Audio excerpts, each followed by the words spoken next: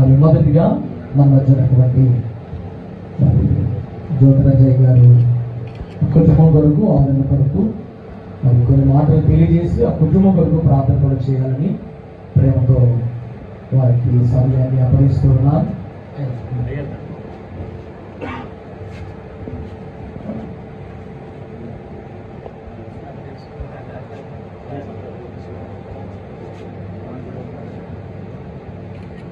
దేవుని పరిశుద్ధ నామానికి మహిమ కలుగుగాక. సాయంకాలపు వేళ ఈ రీతిగా ప్రభు సన్నిధిలో మనందరం చేరి దైవజనులు శ్రీజీవాడి గారిని బట్టి ప్రభుని స్తుతించడానికి, కుటుంబం కొరకు ప్రార్థించడానికి మనం ఈ స్థానంలో చేరి ఉన్నాం. ఉదయకాలం నిద్ర లేవగానే మరి దైవజనుల మరణాన్ని గురించినటువంటి వార్త విని చాలా విచారపడ్డాం. మరి ఇటీవల కాలంగా కొంత బలహీనంగా ఉన్నారని తెలియజేశారు.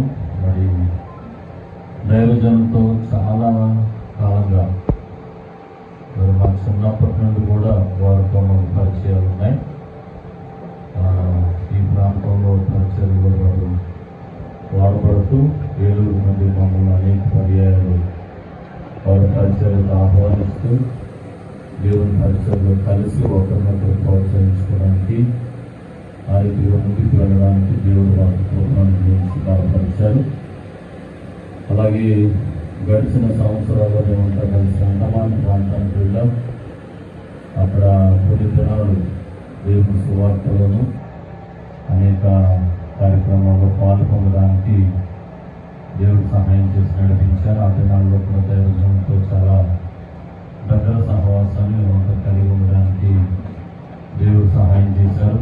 అలాగే వీరి కుటుంబం అందరూ కూడా చాలా దగ్గరగా మాతో ఉండేటువంటి కుటుంబ సభ్యులు, అమ్మగారు కానీ అది వారి సోదరులు కానీ అందరూ కూడా చాలా దగ్గరగా ఉండేవాళ్ళం. అది ప్రేమల ద్వారా మాకు బాల్యం నుండి వీరు మంచి స్నేహితులుగా ఉన్నారు. అయితే ఈ దినం ఇలాంటి పరిస్థితి ఏర్పడుతుందని ఇప్పుడు ఆలోచించలేదు. కానీ మనమందరం దేవుని పిల్లలంగా దైవ సేవకులు ఎక్కువ మంది ఉన్నాం. మనందరికీ తెలిసినటువంటి మాట